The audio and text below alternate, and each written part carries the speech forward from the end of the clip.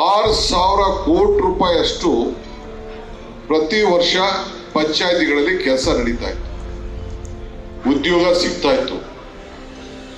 ಗ್ರಾಮೀಣ ಪ್ರದೇಶದ ಜನರ ಆರ್ಥಿಕ ಪರಿಸ್ಥಿತಿ ಏನು ನಮ್ಮ ಹಕ್ಕಿತ್ತಲ್ಲ, ಅವರ ಹಕ್ಕು, ಉದ್ಯೋಗದ ಹಕ್ಕು, ಆ ಹಕ್ಕನ್ನ ಇವತ್ತು ಅವರು ಕಿತ್ಕೊಂಡಿದ್ದಾರೆ.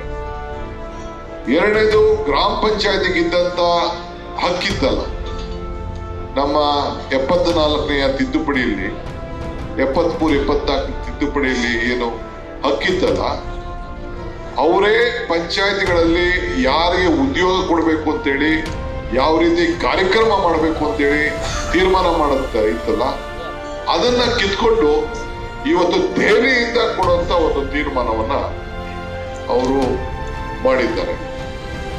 ಅವರೇ ದೆಹಲಿಯಿಂದ ಯಾವ ಪಂಚಾಯತಿಲಿ ಏನ್ ಕಾರ್ಯಕ್ರಮ, ಯಾವ ಊರಲ್ಲಿ ಏನ್ ಕಾರ್ಯಕ್ರಮ ಮಾಡಬೇಕು ಅಂತ ಹೇಳಿದ್ದಾರೆ. ಆಮೇಲೆ ಪ್ರತಿಯೊಬ್ಬರು ಕೂಡ ಯಾರು ಕೆಲಸ ಮಾಡ್ತಾರೆ ಅವ್ರಿಗೆ ಸಾಯಂಕಾಲದೊಳಗಡೆ ಇಲ್ಲ ಒಂದು ವಾರದೊಳಗಡೆ ಅವ್ರಿಗೆ ಕೂಲಿ ವಾಪಸ್ಸು ಅವ್ರಿಗೆ ಕೊಡುವಂತ ಶಕ್ತಿ ಇತ್ತು. ಇದನ್ನೆಲ್ಲ ಕೂಡ ಮುಗಿಸಿ ಇವತ್ತು ಇದಕ್ಕೆ ಒಂದು ಹೊಸ ರೂಪವನ್ನ ಇವತ್ತು ತಂದಿದ್ದಾರೆ. ಈ ಎಲ್ಲ ವಿಚಾರಗಳನ್ನ ಇವತ್ತು ಜನರಿಗೆ ತಲುಪಿಸಬೇಕು. ಜೊತೆಗೆ 60% ಕೇಂದ್ರ ಸರ್ಕಾರ, 40% ರಾಜ್ಯ ಸರ್ಕಾರ ಕೊಡಬೇಕು.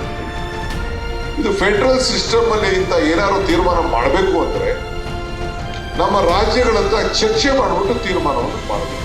ನಮ್ಮ ಆರ್ಥಿಕ ಪರಿಸ್ಥಿತಿಗಳನ್ನ ಗಮನದಲ್ಲಿ ಇಟ್ಕೊಂಡು ಅವರು ತೀರ್ಮಾನವನ್ನು ಮಾಡಬೇಕು. ಅದನ್ನೆಲ್ಲ ಬಿಟ್ಟು ಏಕಾಏಕಿ ರಾತ್ರೋರಾತ್ರಿ ಈ ತೀರ್ಮಾನಗಳನ್ನ ಈ ಸಂದರ್ಭದಲ್ಲಿ ಅವರು ಮಾಡಿದ್ದಾರೆ. ಸೊ ಅದಕ್ಕೆ ನಾವು ನಮ್ಮ ಹೋರಾಟದ ಸ್ವರೂಪವನ್ನ ಗ್ರಾಮ ಪಂಚಾಯತಿ ಮಟ್ಟದಲ್ಲಿ, ತಾಲೂಕು ಮಟ್ಟದಲ್ಲಿ, ಜಿಲ್ಲಾ ಮಟ್ಟದಲ್ಲಿ ನಾವು ರೂಪಿಸ್ತಾ ಇದ್ದೇವೆ.